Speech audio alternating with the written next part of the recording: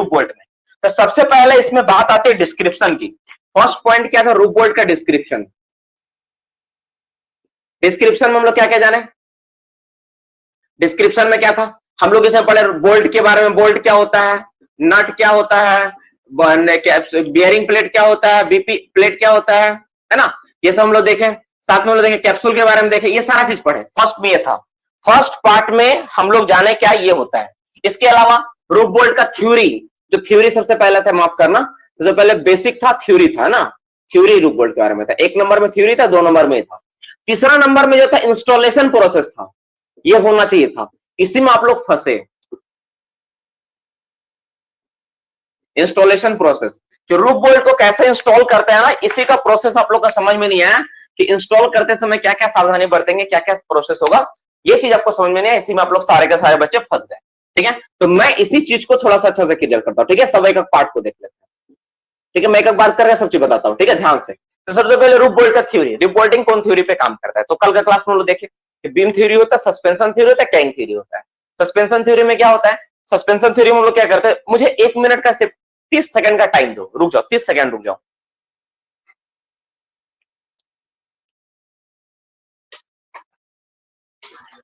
चलो हो गया, 30 सेकंड भी नहीं लगा, उम्मीद करता हूं। चलो हो गया, रुक जाओ। फैन को ना इधर लगाना था, बहुत ज्यादा गर्मी लग रहा है।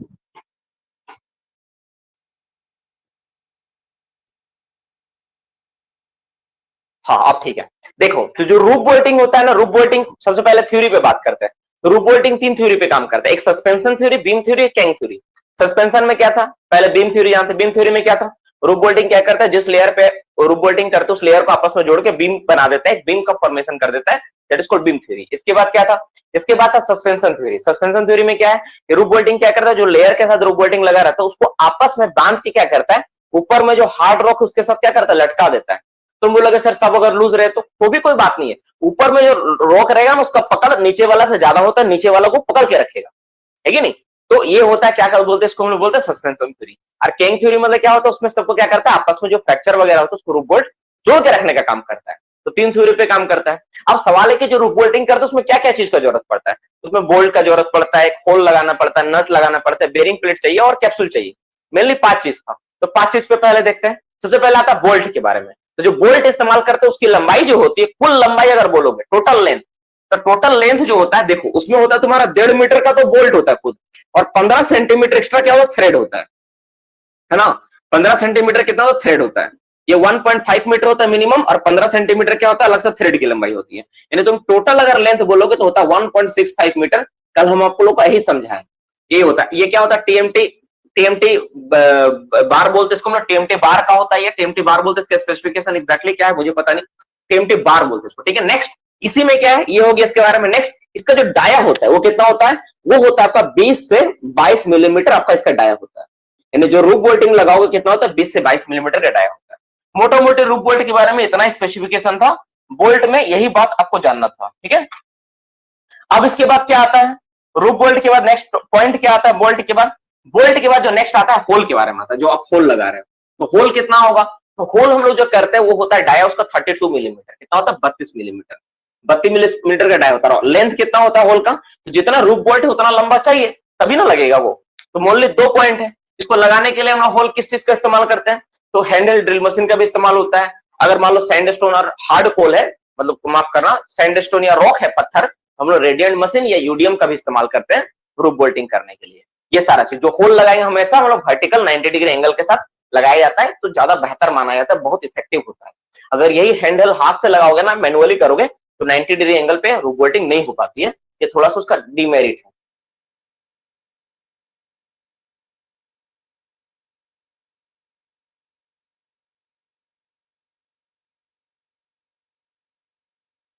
ठीक है ना, ध्यान से सुनो। ठीक है, ध्यान सुनो। अब इसके बाद मान लो ये हो गया मेरा, इसका कलर को चेंज कर देता हूं, ब्लैक कलर से लिखता हूं, रेड वाला ठीक नहीं चल रहा। ठीक है, अब इसके बाद नेक्स्ट पॉइंट क्या बचा, होल के बारे में हो गया। अब नट, तो नट कैसा, बेयरिंग प्लेट, बेयरिंग प्लेट क्या होता है, वो 8 मिलीमीटर मोटा होता है, 15 centimetre into 15 centimetre cross section का होता है, डोम शेप का होता है, प्लेट नुमा दिखता है वो, है ना, प्लेट नुमा दिखता है। उसके नीचे क्या होना चाहिए, नट लगा के टाइट करता है। अब नट कैसा होता है, नट हेक्सागोनल शेप का होता है, 30 मिलीमीटर इंटू 30 मिलीमीटर साइज का होता है, मतलब इसकी चौड़ाई 30 मिलीमीटर और हाइट 30 मिलीमीटर का होता है। ये होता है नट का साइज। तो रूफ बोल्टिंग के बारे में हो गया, स्पेसिफिकेशन हो गया। इसके बाद सीमेंट कैप्सूल। सीमेंट कैप्सूल में क्या होता है? सीमेंट कैप्सूल 30 मिलीमीटर डायट आता है, लेंथ 40 से 50 मिलीमीटर का होता है। इसको बोलते हैं quick setting type cement capsule, क्योंकि ये जल्दी जम जाता है। जब इसको आप इंस्टॉल करते हो ना तो तुरंत ये जम जाता है, तुरंत ये जमने का काम करता है, ये होता है। ये मोटा मोटे हो गया डिस्क्रिप्शन वाला पार्ट कि हम लोग क्या क्या है नहीं है, बेरिंग प्लेट क्या होता है, नट क्या होता है, होल क्या होता है, सारा चीज के बारे में हम लोग देख लिए। ये डिस्क्रिप्शन हो गया। इसके बाद नेक्स्ट स्टेप आता है इंस्टॉलेशन के ऊपर, कि इंस्टॉलेशन कैसे करेंगे, कहां इंस्टॉल करेंगे रूफ बोल्ट को, कितना इंस्टॉल करेंगे, इन सब बातों पे आती है बात। ठीक है, तो इंस्टॉलेशन कराने का प्रोसेस क्या होता है, पहले प्रोसेस को 2 मिनट देख लेते हैं। तो सबसे पहले जहां पे रूफ बोल्टिंग करना हो तो वहां पे क्या होता है, सेंटर लाइन लगाने का नियम होता है। आपको पता होना कि वहां पे सेंटर लाइन होता है। तो तुम कैसे मारोगे, तुमको कैसे पता चलेगा गैलरी जो मेरा है, आपको पता होना चाहिए। वो सब बात नहीं पता रहेगा ना तो जिंदगी भर तुम परेशान रहोगे, काहे मेरा गलत हो रहा है। ये मान लो रूफ है मेरा, छत है, छत को ऊपर से देख रहे हैं तो ऊपर में ना ऐसा करके सेंटर लाइन लगाया जाता है, आपको पता होना चाहिए। जो दिखाता है क्या मेरा रूफ बोल्ट के बारे में, जहां जहां रूफ बोल्ट लगेगा उसके हिसाब से सेंटर लाइन होना चाहिए, और जहां जहां लाइन होगा उसी के ऊपर रूफ बोल्ट लगाना है। समझ क्या बोले, ऐसे करके नहीं लगाओगे तो भी चलेगा, डिस्टेंस तो मेंटेन कर लेते हैं 1 मीटर हम लोग, लेकिन ये सीधा लाइन होना चाहिए गैलरी में, ताकि पता चले कि रूफ बोल्टिंग मेरा ठीक ठाक ग्रिड पैटर्न में हो रहा है कि नहीं। रूफ बोल्टिंग इंस्टॉल करने के लिए क्या होता है, रूफ लेवल में जो अच्छा माइंस होता है उसको सेंटर लाइन लगाना चाहिए, लगाते भी है बहुत सारा माइंस। ठीक है, पहला जो पैटर्न होता है ग्रिड पैटर्न बोलते हैं। ग्रिड पैटर्न क्यों, क्योंकि जब रूफ बोल्टिंग करते हैं ना तो सबका डिस्टेंस आपस में जो डिस्टेंस होता है सेम होता है, इस तो इधर भी जितना रहेगा इधर भी उतना ही रहता है। इसको बोलते हैं ग्रिड पैटर्न। यानी ग्रिड पैटर्न में हम लोग होल लगाएंगे और उसी में जाम करना है। ठीक है, सेंटर लाइन लगेगा, उसके बाद होल होगा, फिर जाम होगा। अब प्रोसेस पे बात करते हैं। सबसे पहले क्या करना था, जो रूफ बोल्टिंग है, जो भी मशीन आपके पास हो, चाहे वो हैंडल पोर्टेबल मशीन हो, चाहे आपका यूडीएम हो, चाहे रेडियंट हो, सबसे पहले आपको होल लगाना पड़ेगा। कितना डाया का होल, 32 mm का होल लगाना पड़ेगा। रूफ बोल्ट का आप रेडी रखियो, सीमेंट कैप्सूल ला के रखियो। सीमेंट कैप्सूल रूफ बोल्ट का कोई काम नहीं है, पहले होल लगेगा। होल लगाने के बाद क्या करेंगे हम लोग, जो सीमेंट कैप्सूल है, सीमेंट कैप्सूल को हम लोग पानी में डाल के भिगाएंगे। पानी में मोटा मोटे 3 मिनट भिगाया जाता है मैक्सिमम। इस डेटा को तुम नोट कर सकते हो, सर्कुलर का डेटा है, इवन कंपनी में मेंशन करती है। 3 मिनट तक आप उसको भिगाओगे। 3 मिनट भिगाने के बाद जैसे 3 मिनट आपका कंप्लीट होगा तो उसको, उसमें क्या होता है, उसको कैसे पता चलेगा भीग गया है कि नहीं, उसमें बुलबुला निकलेगा। बुलबुला निकलना बंद हो जाएगा तो पलट के फिर से रख दो। जैसे मान लो ये सीमेंट कैप्सूल है, चारों को हम ऐसे करके हम रखें यहाँ पे, उसमें डाले ऐसे पानी में। ठीक है, डाले चारों को, फिर जब बुलबुला खत्म हो फिर इसको पलट के डाल देंगे, ऐसे करके आप डालेंगे। पहले ऐसे डाले थे, फिर ऐसे करके डाल देंगे पानी में, तो सारा का सारा बुलबुला खत्म हो जाएगा। तो समझ जाओ सीमेंट कैप्सूल पूरी तरह भीग चुका है। अब उठाएंगे का कैप्सूल को होल के अंदर डालेंगे। थ्रू आउट द कॉलम होना चाहिए, 4, 5, 10, 12, 20 जितना लगे लगाओ, लेकिन थ्रू आउट द कॉलम। लेकिन एक एवरेज देखा जाए 4 से 5 सीमेंट कैप्सूल में वो कॉलम फुलफिल हो जाता है। 5 कैप्सूल इनफ होता है। ठीक है, फुलफिल हो जाता है। ये हो गया तुम्हारा सीमेंट कैप्सूल। अब जो रोड रहेगा, रोड जिसको बोल्ट बोल रहे हैं, उसको तुम नीचे से ढकेल के जाम करना पड़ेगा। ऐसा नहीं उसको खींचेंगे बाहर, फिर ढकेलेंगे, फिर खींचेंगे, ये नियम नहीं होता है। उसको एक बार धकेल के जाम करना होता है, फोर्स से धकेल के जाम करना है, तो पीट के धकेल के जाम करो। ये हो गया तुम्हारा, उसको जाम किए। जाम करने के बाद थोड़ा सा सीमेंट कैप्सूल का पार्ट ना, उसको माउथ को भर के मुंह को अच्छे से टाइट कर देना होता है। फिर बियरिंग प्लेट फंसा के नट लगा देते हैं। नट लगाने के बाद छोड़ देते थोड़ा देर के लिए सूखने के लिए, 2 घंटा टाइम तक वेट करते हैं। 2 घंटा के बाद क्या करते हैं, बियरिंग प्लेट नट को हम लोग टाइट करते हैं। टाइट करने के बाद ये जो तुम्हारा हुआ, दैट इज फॉर इंस्टॉलेशन। अब सवाल आता है कि कहां कितना रूफ बोल्ट लगाएंगे। ये तो बेसिक बात होगी, अब कहां कितना रूफ बोल्ट लगेगा इस बात पे थोड़ा सा चर्चा करते हैं। देखो, तो सबसे पहले रूफ बोल्ट लगाने के लिए तुम्हारा कितना तुम लेगिंग स्पेसिंग कितना मेंटेन करोगे, लेगिंग तुम्हारा कितना होगा, लेगिंग पे बात करेंगे। लेगिंग, तो लेगिंग तुम कितना छोड़ोगे। अगर मान लो तुम फेस से देखोगे, लेगिंग ऑफ रूफ बोल्ट, मैं आरबी लिखता हूं, आर बोल्ट लिखता हूं, समझ आना, रूफ बोल्ट लिखा हुआ है। तो लेगिंग ऑफ रूफ बोल्ट मतलब कि कितना स्पेस होगा। देखो, अगर तुम साइड से देखोगे, साइड से इसका दूरी, तो साइड से वो 1.2, माफ करना, साइड से 0.6 मीटर इतना लेगिंग हुआ। Maximum 2 roof bolt, 2 roof bolt के बीच का दूरी, 2 रूफ बोल्ट का डिस्टेंस कितना होगा, वो होगा 1.2 मीटर मैक्सिमम। और अगर फेस से देखोगे ना, तीसरा कंडीशन क्या, फेस, फ्रॉम फेस से अगर दूरी देखोगे तो आएगा 1.8 मीटर। ये सब क्या डेटा है, ये सब मैक्सिमम है। मैक्सिमम इतना रखा जा सकता है, इससे ज्यादा आप नहीं रख सकते हो कभी भी। मैक्सिमम फेस में लेगिंग कितना रख सकते हो, 1.8 मीटर। मैक्सिमम 2 रूफ बोल्ट का दूरी कितना रख सकते हो, 1.2 मीटर, और साइड से कितना, 0.6 मीटर। तुम बोलोगे सर इससे सटा सटा करेंगे, कोई बात नहीं। तुम बोलोगे सर इससे ज्यादा रखेंगे तो प्रॉब्लम है, ज्यादा नहीं रख पाओगे कभी नहीं। जब भी रूफ बोल्टिंग लगाओगे तो सुपरविजन किसका होगा, ये तो लगा रहे ना रूफ बोल्टिंग, तो सुपरविजन किसका होगा। सुपरविजन के लिए हमेशा याद रखना, ओवरमैन चाहिए। सुपरविजन किसका होगा, ओवरमैन। ओवरमैन के अंडर में सुपरविजन करना होगा, कभी भी वहां सरदार का जरूरत नहीं पड़ता, वो ओवरमैन। एटलीस्ट ओवरमैन ग्रेड का आदमी होगा, असिस्टेंट मैनेजर है तो और अच्छा है, वो सुपरविजन करेंगे अपना, ये होता है। तो इस तरह से हम लोग क्या किए, रूफ बोल्टिंग किए, ठीक है। अब एक सवाल यहां पर और उभर के आता है, सर कितना रूफ बोल्ट लगाएंगे, ये कैसे पता चलेगा? तो ये डिपेंड करता है आरएमआर के ऊपर। किस पे डिपेंड करता है? आरएमआर। देखो देखो, दो आरएम डिपेंड करता है किस पे, आरएमआर के ऊपर। कल मैं चार्ट बताया था, थोड़ा सा दिक्कत आप नहीं समझ पाए, देखो मैं फिर से समझाता हूं। Number of roof bolt, roof bolt, number of roof bolt required, कितना रूफ बोल्ट का जरूरत पड़ेगा, ठीक है।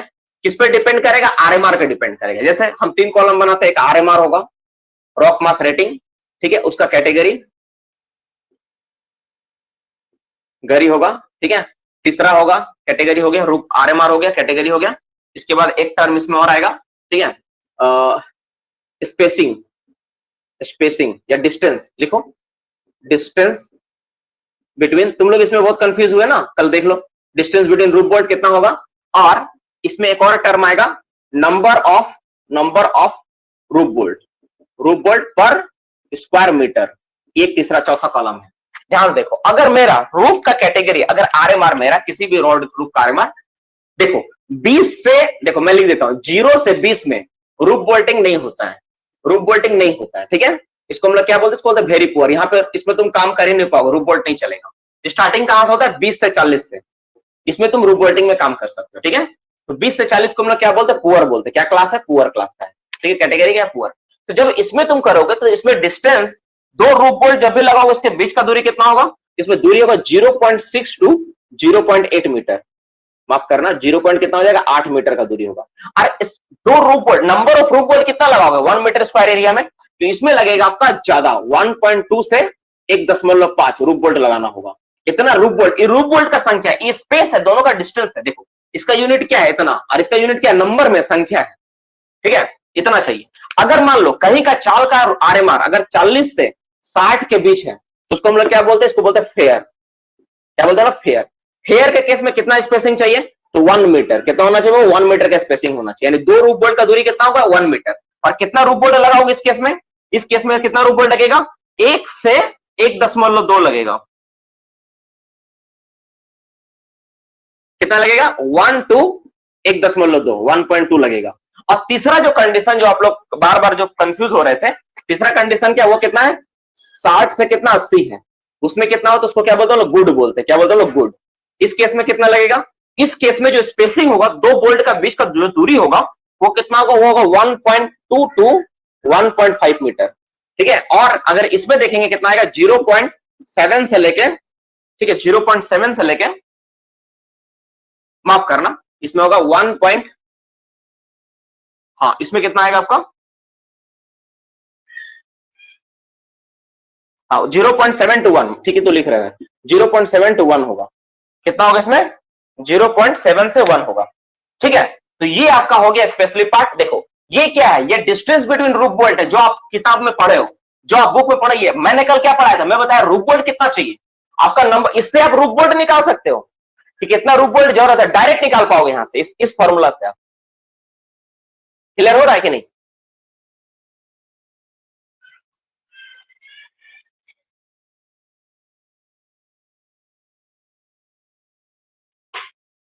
ध्यान से देखो, आरएमआर कितना कितना है? अगर आरएमआर मेरा 0 से 20 है, रूफ बोल्टिंग नहीं चलेगा, ठीक है।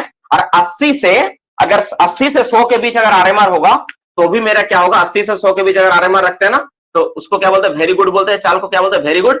और उस कंडीशन में भी रूफ बोल्टिंग का जरूरत नहीं पड़ता है, वेरी गुड चाल में रूफ बोल्टिंग करने का जरूरत नहीं पड़ता है। तो केवल 20 से 40, 20 से 80 आरएमआर तक ही रूफ बोल्टिंग करते हैं हम लोग। तो अगर 20 से 40 के बीच आरएमआर है, उसको क्या कैटेगरी में रखते हैं? उसको बोलते हैं हम लोग, कौन सा कैटेगरी बोलते हैं? That is called poor. Poor category में होता है। दो रूफ बोल्ट का बीच का दूरी कितना होगा? 0.6 से 0.8 मीटर, इतना दूरी चलेगा।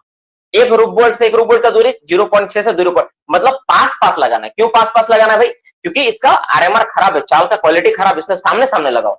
और 1 स्क्वायर मीटर एरिया में कितना लगेगा? 1.2 से 1.5 लगेगा। तुम बोलोगे सर 1.2 क्या काट के बनाएंगे? नहीं, देखो उसके लिए क्या है, जैसे मान लो तुम कहीं पर गैलरी चलाओगे तो उस गैलरी का हाइट भी कुछ होगा। तो हाइट कितना होगा तुम देखो, तो मान लो, सॉरी माफ करना, विड्थ और लेंथ कुछ होगा, तो उसका कुछ विड्थ होगा और कुछ लेंथ होगा कि नहीं? तो मैं मान लेता हूं तुम्हारा गैलरी जो है, मान लेता हूं 30 मीटर तुम्हारा गैलरी है, ठीक है, और चौड़ाई 4 मीटर है, तो चौक कितना होगा? 120, 120 हो गया ना। अब अगर 120 के हिसाब से तुम निकालोगे, अगर तुम डिवाइड कर दो 1.2 से, तो तुम्हारा कितना आ गया, काटो इसको, कितना आ गया तुम्हारा 100 रूप वोल्ट। यानी इस कंडीशन में 100 रूप वोल्ट का रिक्वायर्ड होगा। यानी तुम एरिया देख के और ये वाला मेरा दिया हुआ इक्वेशन को देख के तो तुम निकाल सकते हो क्या कितना रूप वोल्ट का जरूरत है। देखो ये जो डेटा होता है, इसका डेटा का मेन काम यही होता है कि तुम कैलकुलेशन में इसका यूज कर पाओ, कोई भी डेटा का, है ना, याद करना ही नहीं है, केवल कैलकुलेशन में भी इस्तेमाल करना है। तो इसका तुम इससे डायरेक्ट ना स्क्वायर मीटर निकाल के क्रॉस सेक्शन निकालना तो बहुत आसान है। किसी भी फेस का, किसी भी गैलरी का क्रॉस सेक्शन निकालना कौन सा बड़ा बात है, लंबाई चौड़ाई गुना कर दो आ जाएगा। अब जितना है उससे तुम इस नंबर को डिवाइड करो, अगर तुम्हारा पुअर है तो इससे डिवाइड करो, अगर फेयर है तो इससे डिवाइड करो, और अगर गुड है तो इससे डिवाइड करो, तो तुम्हारा क्या बोलते हैं उसमें तुम्हारा क्या होगा, नंबर ऑफ रूप वोल्ट निकल के उसी समय आ जाएगा। तुम्हारे लिए इसके लिए ज्यादा मेहनत करने की जरूरत नहीं पड़ेगी। तो मोटा मोटी बात यहां समझ में आया। दूसरा, ये सारा का सारा किस पर हो गया, रूप वोल्ट के ऊपर हो गया, नंबर ऑफ रूप वोल्ट कितना रिक्वायर्ड है उसके ऊपर हो गया। तो मैं उम्मीद करता हूं कि ये जो पार्ट जो तुमको समझ में नहीं आया था समझ में आ गया होगा। हम लोग किस पैटर्न में करते हैं, ग्रिड पैटर्न में करते हैं, किसके प्रेजेंस में करते हैं, तो हम लोग किसका प्रेजेंट में करते हैं, ओवरमैन का प्रेजेंट में करते हैं। कितना रूप वोल्ट लगेगा डिपेंड करता है इसके ऊपर, तो हम लोग इस तरह से रूप वोल्टिंग करते हैं। ये सारा हो गया, सारा का सारा बात रूप वोल्टिंग इंस्टॉलेशन से रिलेटेड सारा का सारा बात खत्म हो गया। अब एक बात छोटा टेस्टिंग के ऊपर। अब देखो जो तुम रूप वोल्टिंग लगाए, यहां तक किसी को कोई डाउट है तो पहले पूछो, नहीं तो फिर आगे नहीं बढ़ेंगे। अगर किसी को अभी भी कुछ डाउट हो रहा है लगाने के बारे में तो पूछो, नहीं तो आगे नहीं बढ़ेंगे।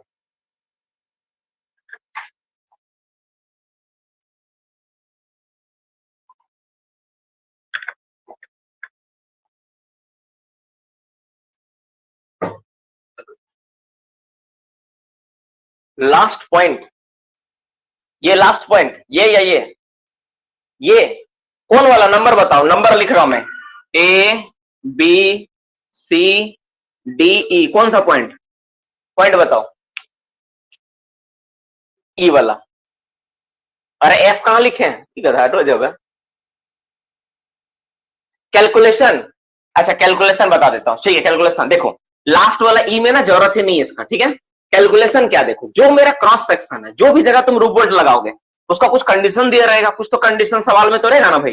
तो कंडीशन क्या है, मैं मान लेता हूं कंडीशन है मेरा गुड, चाल क्या गुड, ठीक है। बोला सवाल क्या, गुड चाल है, मतलब उसका आरएमआर दे दिया, बहुत अच्छा, ठीक है, गुड चाल दिया है।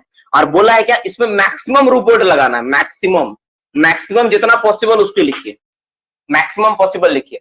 और बोला है जो गैलरी में जो आप लगाओगे ना, उसको गैलरी का लेंथ है 20 मीटर, ठीक है, 20 मीटर लंबाई है, ठीक है, 20 मीटर लंबाई है। और जो उसका चौड़ाई हो वो कितना है, वो 4.2 मीटर चौड़ा है, कितना है 4.2 मीटर। अब बताओ कितना लगेगा, तो तुम्हारा कितना हो गया, 20 मीटर इंटू 4.2 मीटर कर दो, तुम्हारा क्रॉस सेक्शन आ जाएगा, डिवाइडेड बाय नंबर ऑफ रूप वोल्ट जो ज्यादा है। तो देखो जब मेरा चाल मेरा क्या होता है, गुड होता है, गुड कंडीशन है ना, तो गुड जब रहता है गुड, तो गुड में कितना होता है मेरा 0.7 से 1 लगता है, तो 7 से डिवाइड करोगे तो कम आएगा, और 1 से डिवाइड करोगे तो ज्यादा आएगा।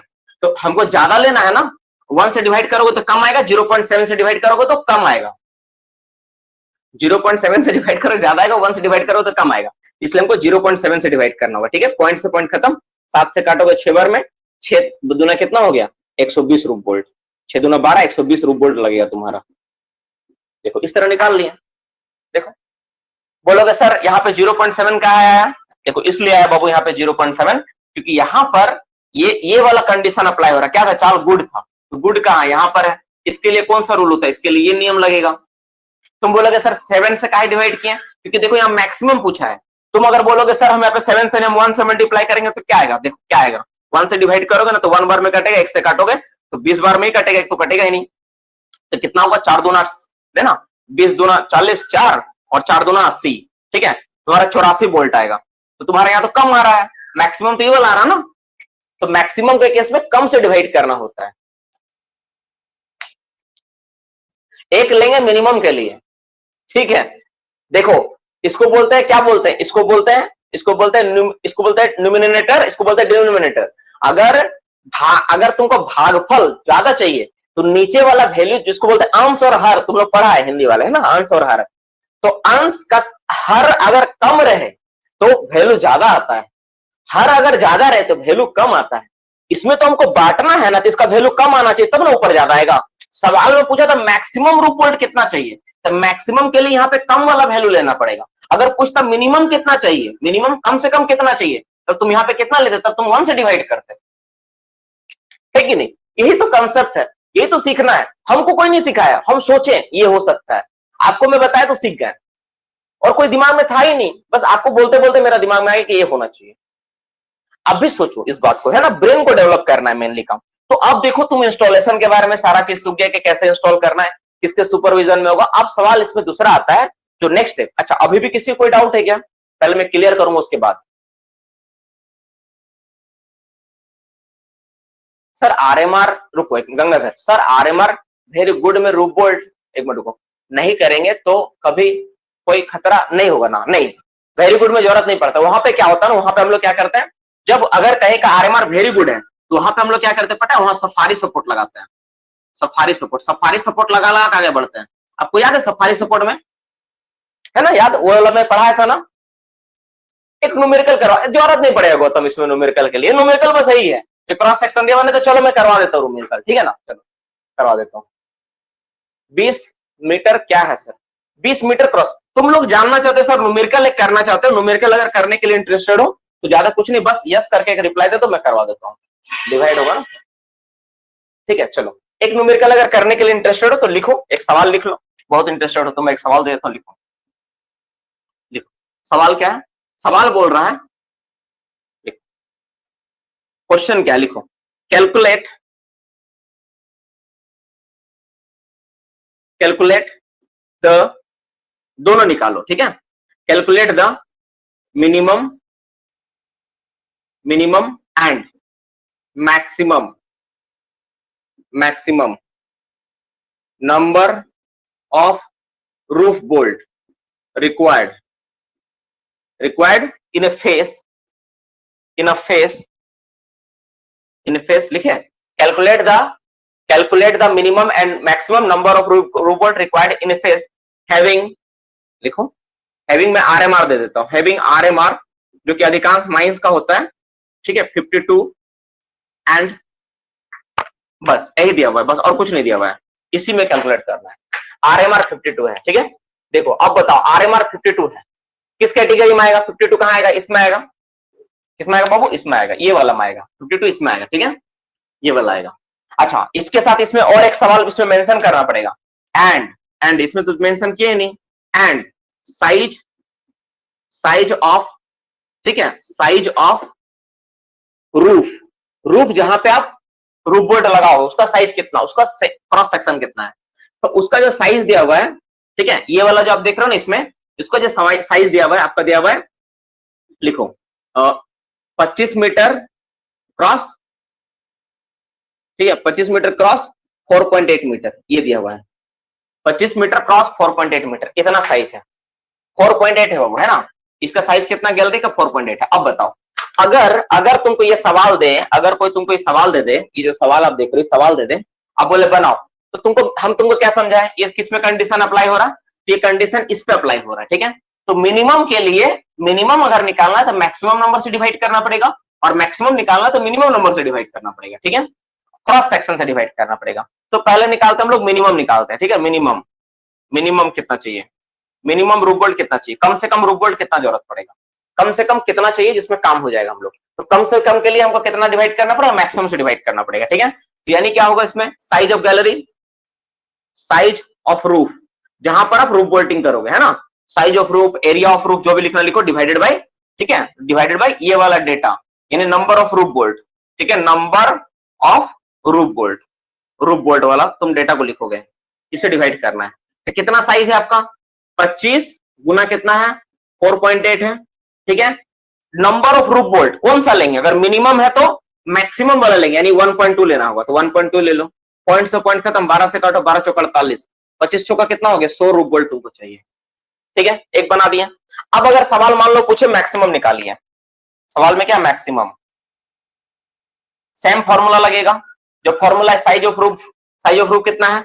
तो 25 गुना कितना है? 4.8 है, लिख दिए, divided by number of roof bolt कितना चाहिए हमको, तो अगर मुझे कितना चाहिए मैक्सिमम, तो मैक्सिमम के लिए मिनिमम नंबर से डिवाइड करना होगा, तो 1 से डिवाइड करेंगे, यानी 25 गुना कितना हो जाएगा? 48 हो जाएगा, तो 25 को 48 से गुना कर दो, ठीक है, कितना बार में कटे, कितना आएगा?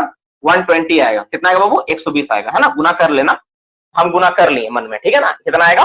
120 आएगा। तो आपका आंसर कितना निकल कर आएगा? यानी अधिकतम आपको कितना रूप बोल्ट का जरूरत पड़ेगा? 120। कम से कम रूप बोल्ट कितना जरूरत पड़ेगा? 100। तुरंत आपका जवाब आ गया। इस तरह आप सॉल्व कर सकते हो।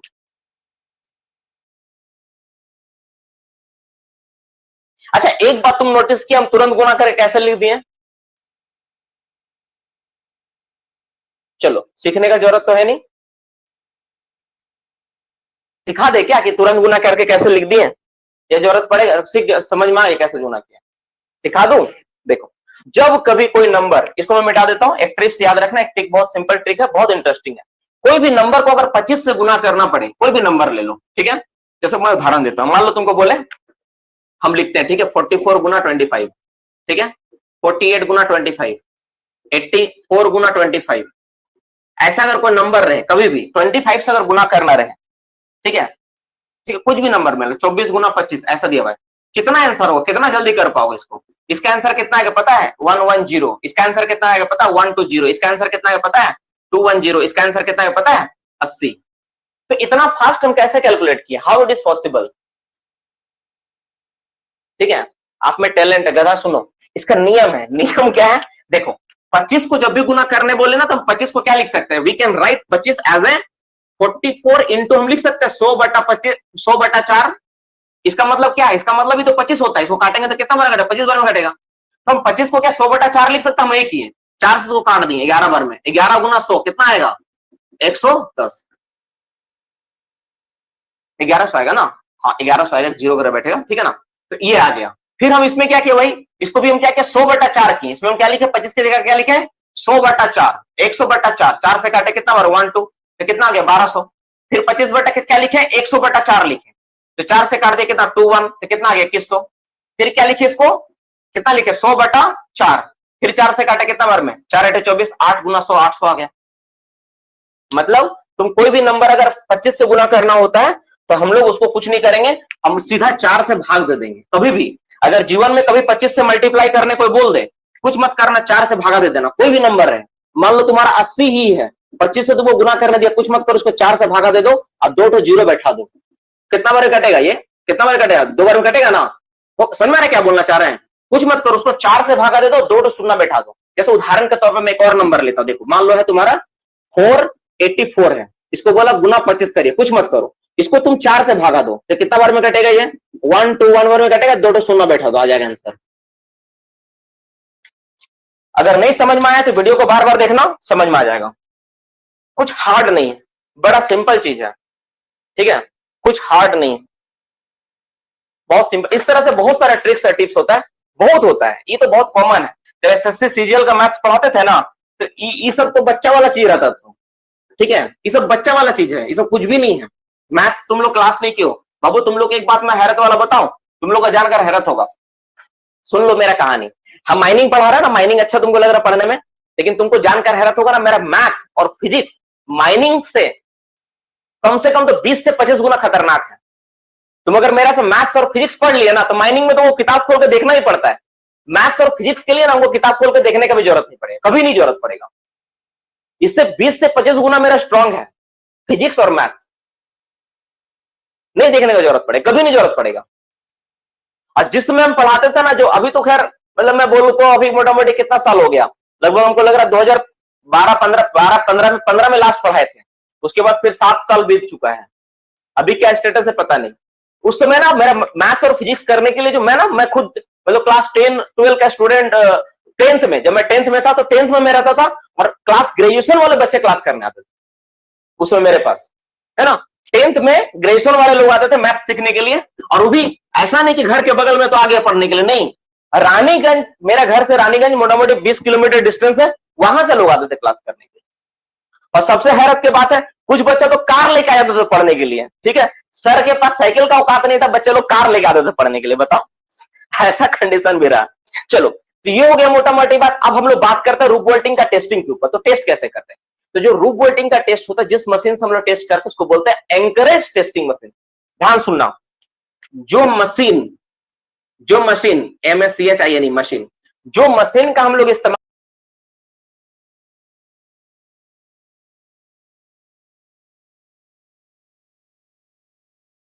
करते हैं,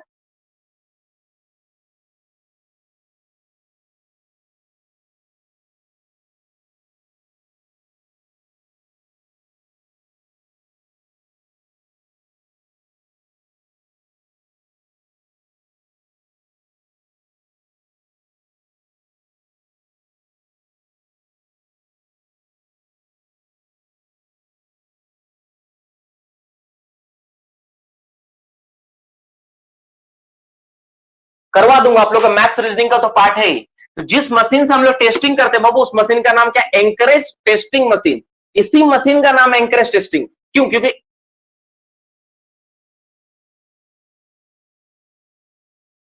देखो इसका नाम क्या, देखो इसका नाम है ANCHORAG, एंकरेज